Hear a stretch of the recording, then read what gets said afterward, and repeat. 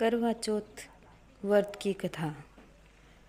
करवा चौथ की पौराणिक कथा के अनुसार तुंगभद्रा नदी के पास देवी करवा अपने पति के साथ रहती थी।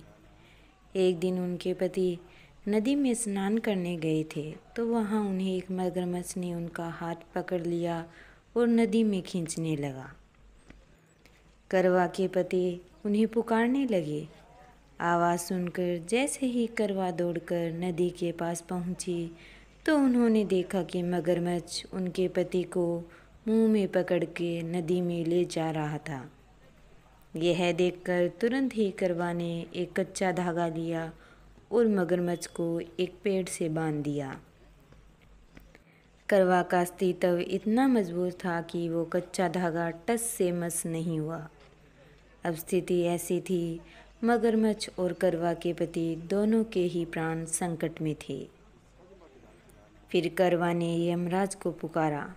करवा ने यमराज से प्रार्थना की कि वो उनके पति को जीवन दान और मगरमच्छ को मृत्यु दंड दें, लेकिन यमराज ने उन्हें मना कर दिया। उन्होंने कहा कि मगरमच्छ की आयु अभी बाकी है तो वो उन्हें मृत्यु दंड नहीं दे सकता है, लेकिन उनके पति की आयु शेष नहीं है। यह सुनकर क्रोधित होकर करवा ने यमराज से कहा, अगर आपने ऐसा नहीं किया तो मैं आपको शाप दे दूंगी। सती के शाप से भयभीत होकर यमराज ने तुरंत मगरमच्छ को यमलोक भेज दिया और करवा के पति को जीवन दान दिया। इसलिए करवा चौथ के व्रत में सुहागन स्त्रियां करवा माता से प्रार्थना करती हैं कि हे करवा माता, जैसे आपने अपने पति को मृत्यु के मुंह से वापस निकाल लिया, वैसे ही मेरे सुहाग की भी रक्षा करें।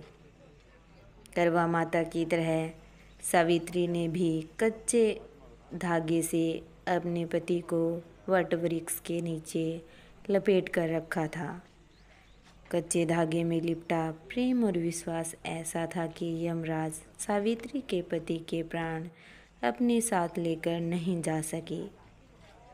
सावित्री के पति के प्राण को यमराज को लौटाना पड़ा और सावित्री को वरदान देना पड़ा कि उनका सुहाग हमेशा बना रहेगा और लंबे समय तक दोनों साथ रहेंगे।